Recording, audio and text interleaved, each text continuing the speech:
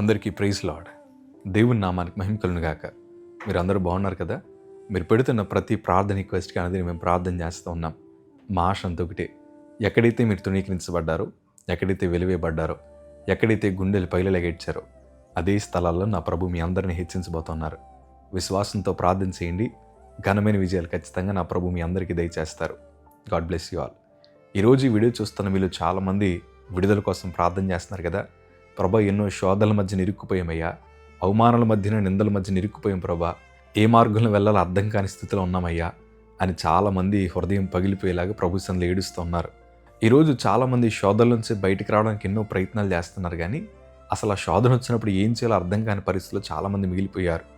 ఈ శోధన కాలంలోని చాలామంది మందిరానికి, దేవునికి, ప్రార్థనకి, పవిత్రతకి దూరం అయిపోయారు. ప్రియ సంగమా, మన శోధనలకు పరిష్కారం మన ప్రార్థనలో ఉందన్న సంగతి మీకు తెలుసా? దేవుని వాక్యంలో ఒక అద్భుతమైన సందర్భం ఉంది. అపోస్తుల కార్యములు 16వ అధ్యాయము 25వ మాట చదవగలిగితే, అయితే మధ్యరాత్రి వేళ పౌలియు శీలయు దేవునికి ప్రార్థించుచు కీర్తనలు పాడుచునుండిరి, ఖైదీలు వినుచుండిరి. అప్పుడు అకస్మాత్తుగా మహాభూకంపము కలిగెను, చెరసాల పునాదులు అదిరెను, వెంటనే తలుపులన్నీ తెరుచుకొనెను, అందరి బంధకములు ఊడెను. ఈ సందర్భాన్ని మనం చూస్తున్నప్పుడు పౌలు శీలని ఎలాంటి తప్పు చేయకపోయినా వారిద్దరిని బంధించి బెత్తముతో కొట్టి వారిని అవమానించి చెరసాలలో వేశారు. వాస్తవానికి చెప్పాలంటే వారు ఏ తప్పు చేయలేదు, కానీ శ్రమ మాత్రం అనుభవించారు. ఈ శ్రమ కాలంలో బహుశా వారిని దేవుడు ఇట్లా ప్రశ్న అడగాలి, ప్రభా, మేమేం తప్పు చేసామని మమ్మల్ని గాయపరిచావు, మేమేం అన్యాయం చేస్తామని మాకు ఈ చెరసాల అనుభవాలు ఇచ్చామని ప్రభుని ప్రశ్నించాల్సిన వారు చేస్తున్న పని ఏంటంటే, అర్ధరాత్రి వేళ వారు ప్రభుకి కీర్తనలు పాడుచు దేవుని ఆరాధిస్తూ ఉన్నారు. వారు ప్రార్థన చేస్తూ ఉంటే చుట్టూ ఉండే ఖైదీలు వింటున్నారు. ఈ శోధన కాలంలో వారు ఆరాధిస్తున్నప్పుడు కొంతమంది ఇట్లా అనుకుని ఉండొచ్చు, వాళ్ళ దేవుడు ఏం చేశాడని వారు ఆరాధిస్తున్నారు, వారు ప్రభు వారిని చెరసాల్లో వేశాడు, అయినా కానీ వారు ప్రభుకి ఎందుకు కీర్తనలు పాడుతున్నారని బహుశా ఆ చుట్టూ ఉండే ఖైదీలు కూడా ఆశ్చర్యపడి వినుంటారు. ఆ వింటున్న వారందరి జీవితాల్లో దేవుడు బలమైన కార్యాలు జరిగిస్తూ వచ్చారు. ఈ సంగమా, మనకైతే మనం తగిలిన గాయాలను ఎక్కువ ఆలోచిస్తూ ఉంటాం. నాకు ఈ అవమానం జరిగింది, నన్ను అలా అన్నారు, నన్ను ఎలా తిట్టారు, నన్ను ఎంతమంది అవమానించారు, సమాజం మధ్య నన్ను దూషించారని మనకు కలిగిన లోటుపాట్లను ఎక్కువ ఆలోచించి ప్రార్థించడం మానేస్తూ ఉన్నాం. ఇక్కడ వారు కూడా, అయ్యో నన్ను బెత్తంతో కొట్టారు, నా శరీరం అంతా గాయపరిచారు, నా కాళ్ళను విరగ్గొట్టారని వారు కలిగిన గాయాలను చెప్పాలి, కానీ వారు ఏమీ చెప్పకుండా కీర్తనలు పాడుతూ ప్రభువుని ఆరాధిస్తూ ఉన్నారు, ప్రార్థన చేస్తూ ఉన్నారు. శోధనలో ఒక క్రైస్తవుడు ఏం చేయాలో ఆ పని చేయగలిగితే దేవుడు ఏం జరిగించాలో ఆ పనులు ఖచ్చితంగా జరిగిస్తాడు. ఆ రోజు రాత్రి వారు ప్రార్థన చేస్తుంటే చెరసాల పునాదులు కదిలాయి, మహాభూకంపము కలిగెను, వారందరి బంధకాలు ఓడబడ్డాయి, కానీ ఒక్కడు కూడా అందులోంచి పారిపోలేదు, ఎవరిని ఎవరూ గాయపరుచుకోలేదు, అక్కడ హత్యలు ఏమీ జరగలేదు, కానీ నిశ్శబ్ద వాతావరణాన్ని ప్రభు ఆ స్థలంలో అనుగ్రహించాడు. నేను ఇప్పుడు ఈ మాట చెప్తూ ఉంటాను, ఖైదీలు చెరసాల తలుపులు తెరవబడ్డాయి, కానీ వారు క్రీస్తు ప్రేమ చేత స్థలాల్లో బంధింపబడ్డారు. ఎవ్వరూ క్రూరమైన మనస్సు ఇంకా వారికి లేదు. వారి బ్రతుకులో మారు మనసు వచ్చింది. ఎవరైతే పౌలు శీలను కొట్టారో అధికారి వచ్చి వారి దగ్గర సాష్టాంగ నమస్కారం చేసి అంటాడు కదా, అయ్యా, నేను నా కుటుంబం రక్షించబడ్డానికి మేమేం చెయ్యాలి? ఎవరైతే వారి మీద దెబ్బలు వేశారో ఆ గాయాలను వారే తిరిగి కట్టడానికి దేవుడు అవకాశం ఇచ్చాడు. శత్రులు ఎదుట దేవుడు భోజనాన్ని సిద్ధపరుస్తానంటాడు కదా. వాళ్ళందరూ అప్పటిదాకా పౌలు శీలని ఈ సమాజంలో వారిని శత్రులుగా భావించారు, కానీ దేవుడు వారిని ఏ స్థలాల్లో గనపరచాలో ఆ స్థలాల్లో గనపరిచాడు. ఈరోజు మీ కుటుంబ శోధన నుంచి బయటపడాలి కదా.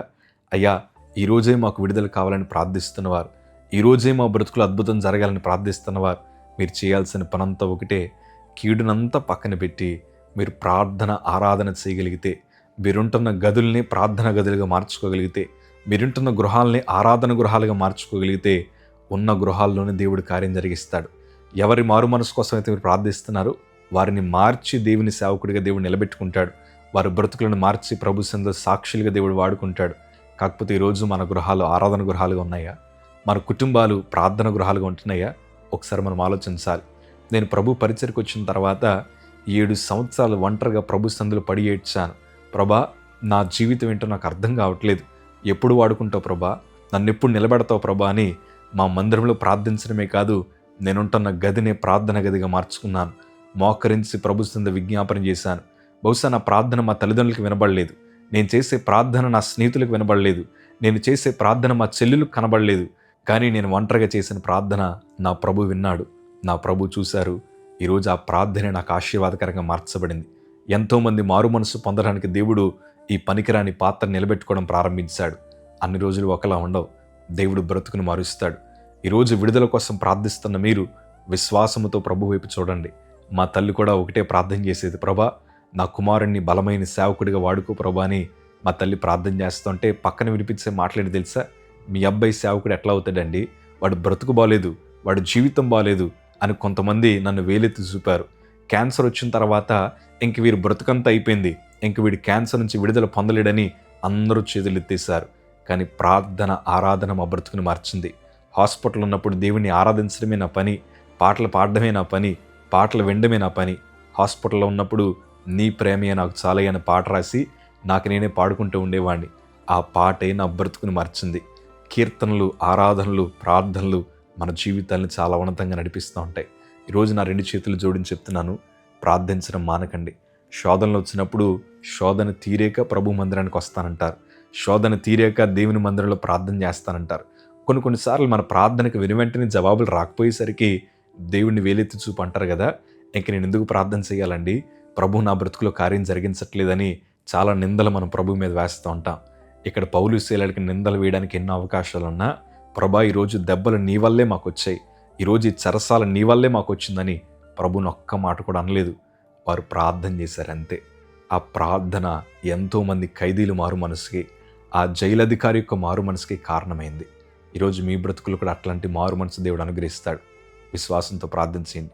రోగంతో ఉన్నారా, విశ్వాసంతో ప్రార్థించేయండి. ఓటముల మధ్యన కూరుకుపోయి ప్రభా మమ్మల్ని విడుదల చేయి ప్రభుని ప్రార్థిస్తున్నారా, దేవుడు మీ ప్రార్థనలకు తగిన జవాబులు దేవుడు దయచేస్తాడు.